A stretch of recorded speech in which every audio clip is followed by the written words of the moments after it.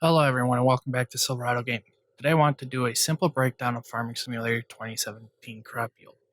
With this guide you will be able to understand what is the current highest valuable crop to plant next with a new economy system. As the more you sell a specific crop, you're dropping those prices. So it'd be best to switch up your crop. Now, with these prices are based on a brand new game with zero time and at normal difficulty, but yields are the same on all difficulties. The math will break down the same if you use the current prices that you see on your in-game menu. So this will help you with choosing what you should plant next. Also understand that if you go by these prices and plant a crop, it takes 10 hours for that crop to grow. So prices could have gone down or gone up, but usually not too much.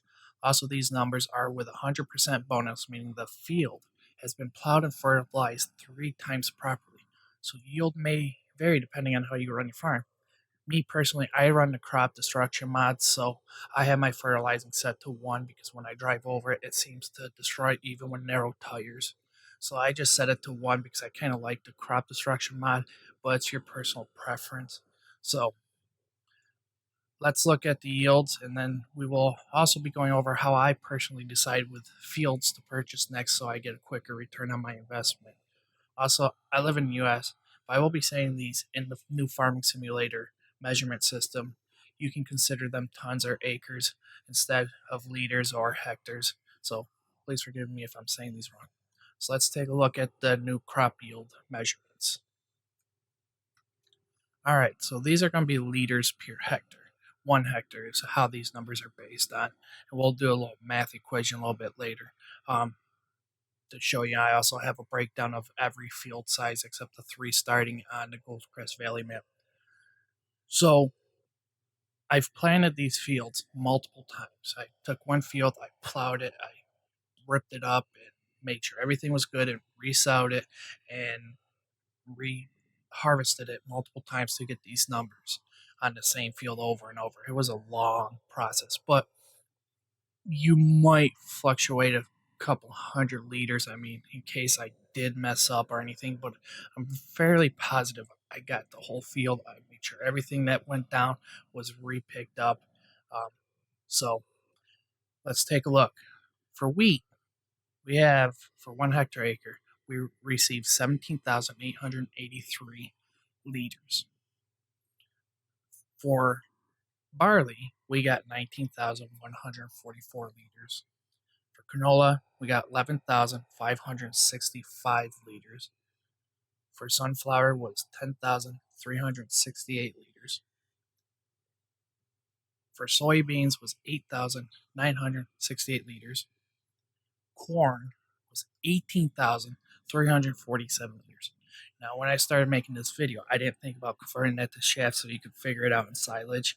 I might do that later and reply to this video on like what it turns out if you're into that. Um, Potatoes yielded 82,163, and beets yielded 115,078. I personally thought potatoes were bigger, so it was kind of a surprise, but I guess it must be like the growth. So I'm not sure there, but I've tested those numbers and that's what I've came up with. So these are how much you receive per hectare acre. So let's look at how you can judge out how much money you're going to make from them. So here is an image of all Goldcrest Valley fields and sizes. I was unable to get the fields 12, 14, and 15 since you own them upon a new game. All these images will be available on my channel's Facebook page, linked below. So if you want to save them, you can.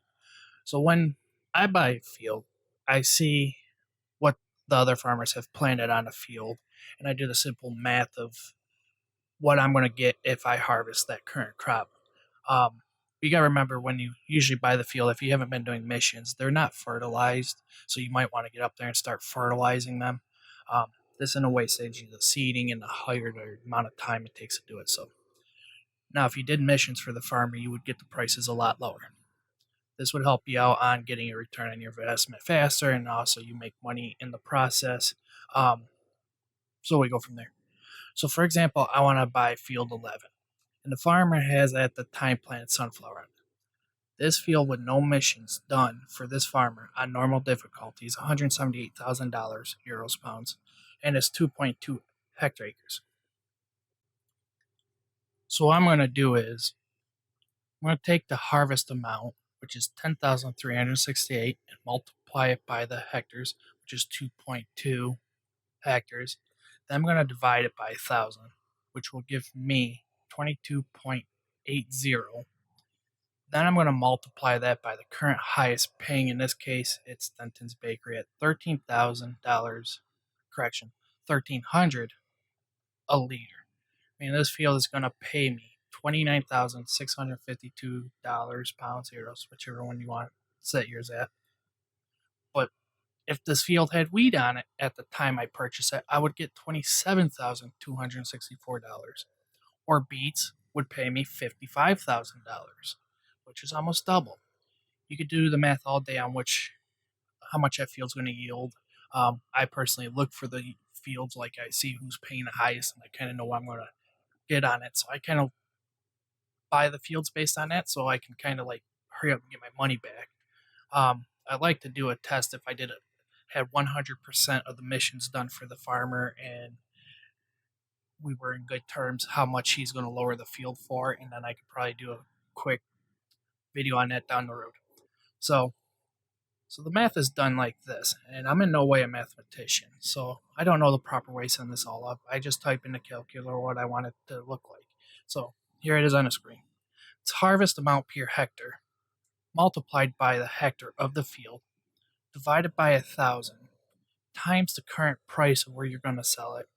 That all equals money. So I hope this helped you out in understanding the yield, how much money you're going to make. This can work all the way down the road, even if you're wondering what to plant next, not just purchasing a field. That was just my personal way when I'm deciding what field I'm going to buy. I kind of look around what's close to the farm so I don't have to drive the combine all the way across the map or something. Try to grow from there. Um, so I hope you liked this video. If you did, please hit the thumbs up. If you have not done so already, please subscribe. If you have any requests or comments, please leave a comment down below. And I try to read all my comments. Uh, and I don't mind doing these videos. I'm not great at the editing. I'm still working on the editing and getting things straightened out there. So I hope you enjoyed this video, and I'll see you guys later.